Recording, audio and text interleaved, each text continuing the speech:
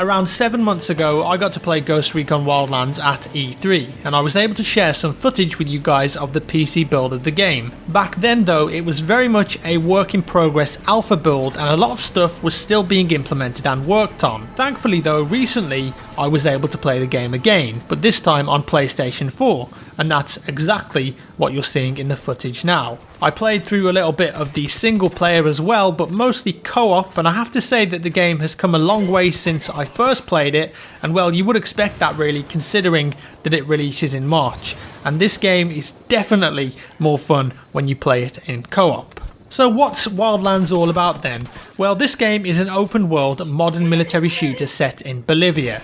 In fact, it's Ubisoft's largest open world adventure, and let me tell you, it really is pretty huge. During our playtest, we got to play in 2 regions of the map, Itaqua for single player and Montayuk for co-op, but in total there are 21 different regions of varying size and ecosystems. For example, some areas may be based in the desert, others in the jungle, and not to forget the snowy epic mountains. Essentially, you've got this huge play area with a different feel and different visuals, but my only worry is how much of this huge map has interesting play areas and how much of it is just barren open wasteland. I think nowadays in gaming it's pretty easy to have a gigantic play area, and then you can say that you have that, but if it's just full of thin air then it isn't quite as appealing. There's got to be enough detail in there. I'm not saying that this game is going to be like that though. From my limited time with it, I encountered different plants, locales, even some flamingos on a lake, so I was kept interested and entertained, but there are another 20 odd locations to fill, so hopefully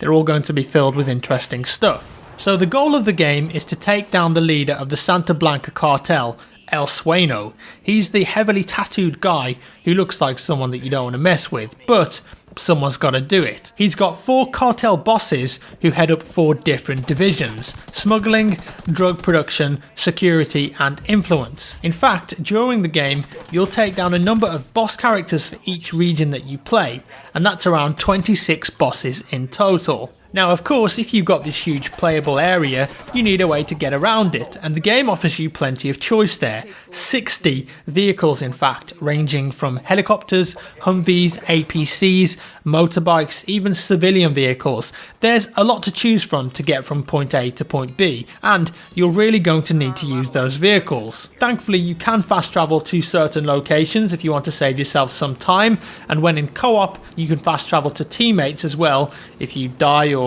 they're going to start a mission and you want to join up with them quickly. Now while we're on the topic of co-op, I honestly think, like I said, that this is very much a co-op game at heart. You can play it in single player. If you do, you're going to get 3 AI teammates that you can control via a radial menu. But I didn't really feel like they came in that useful a lot of the time, and I found myself just going about things on my own even though I had AI teammates. That could have been because I was new to the game though and didn't fully understand all of the systems in place there. But with that said, when I was playing co-op, it was just way more fun and engaging. And well, we goofed around a lot, and in a way that's a good thing, because when you play a game for the first time and you're spending so much time doing silly stuff, you almost forget how long you've been playing for. This game certainly has those moments where you can just relax for a bit and have a bit of fun. One good feature though if you're playing with AI is something called sync shot. Let's say you're pushing a camp and you spot 3 enemies by a car, maybe even 4.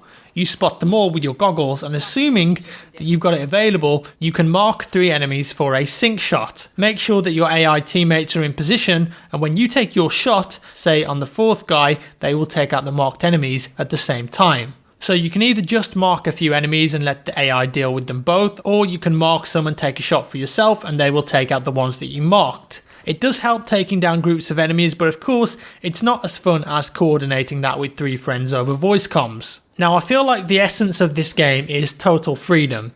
The developers want you to be able to play the game as you want, and you can really. You can go in hot or you can go in stealthy, you can use your gadgets. We had a drone, for example, that could be used as a scout to scope out areas, and of course remember to equip your silencers. We weren't playing on a particularly hard difficulty level, but as you progress through the game and you start getting harder opponents and also camps that utilise stuff like drone blockers and other items that make your life harder, going in quietly is probably the best way to go. The military faction in the game who are working with the cartel often do patrols in both vehicles and in helicopters, so you've got to be extra careful and remember that this is an open world game, so anything can spot you from a road or from the air at any time. Keep on your toes. What I found pretty cool though is that the game has a dynamic weather system, and this can often work to your advantage. Say for instance it gets foggy, then you're going to be much harder if not impossible to be seen by enemies from the air. As well as that, you can use nighttime to your advantage, and that's very important. Guards may be fewer at nighttime or even sleeping,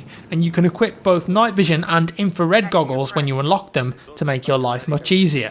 There was also a good level of customization here in my opinion. We were able to fully customize our player character from choosing their sex, their face, hair, clothing, tattoos, even down to what headset they're wearing and the colour of their shoes. You can't mould your face into a specific shape though, so don't go in expecting to do that, but you do have a really good selection of things that you can customise to ensure that your character looks unique. You can also change your clothing later on as well if you unlock a new piece that you like. As well as your character, your weapon can also be customised. Players familiar with some of the latest Ghost Recon games, like say Future Soldier, will be aware of the gunsmith, and in Wildlands this has been built upon. You can change pretty much everything with your weapon via an in-game menu. Change the stock, the barrel, put on a silencer, a long range scope, red dot sight, underbarrel, all the things that you would assume you can change, you probably can. You will also want to pay close attention to the skill tree in the game, as this will give your character certain abilities. Some skills give you weapon variants like say a grenade launcher, others give you more range on your drone, and some are also team play related like being able to revive teammates faster. Having a good blend of abilities between squad mates could be helpful in taking out the harder opponents later in the game. Finding intel on missions and out in the world will also help to unlock new abilities and skills for your character. Overall, with the limited time I spent playing the game again, I did have fun with Wildlands, but I do have some concerns as well. I mentioned one of them earlier, the map size and how much of it is actually going to be interesting gameplay, but one of my other main concerns is variety. How much variety is there going to be in the missions, and is it going to get very samey very fast? We spent a lot of time messing about, doing things like jumping off cliffs, having digger battles, blowing stuff up, and we had a ton of fun with that. But is this game going to make me want to come back to it after a playthrough, or is it going to be something that I will play through once with my friends and then never again? I hope there's some replayability in all of the missions, because unfortunately, as far as I'm aware, there isn't any PvP mode in the game. I can't really answer those questions yet, but from my recent gameplay session and the time I had with the game 7 months ago, I can say that a lot of the missions were very similar and involved attacking a camp and killing enemies, usually a boss or interrogating them if need be. But I really hope that there are some interesting mechanics and different mission types that will keep the game fresh. There was some variety with the side missions, for instance, which was cool, where we had to take down a convoy at some point, so I hope that that kind of thing carries across to the main story. So that's all for today, folks. I hope you enjoyed this early look at Ghost Recon Wildlands. Do let me know your thoughts down in the comments below, and leave a thumbs up if you enjoyed the video. As always, thank you so much for watching, guys, and I'll see you in the next one.